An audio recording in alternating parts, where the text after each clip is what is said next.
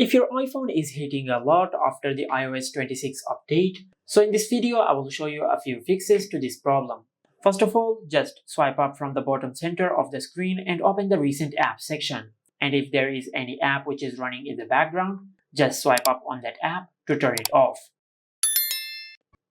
Now after you close all the apps which are running in the background, the next step is to go to Settings and tap on General. Under the General Settings, just tap on Software Update, and from here just check if you have any software update available, because you might receive a software update which will fix any software glitches which might be causing the overheating problem. But if this did not fix your issue, then just go back and under the General Settings, just tap on Background App Refresh.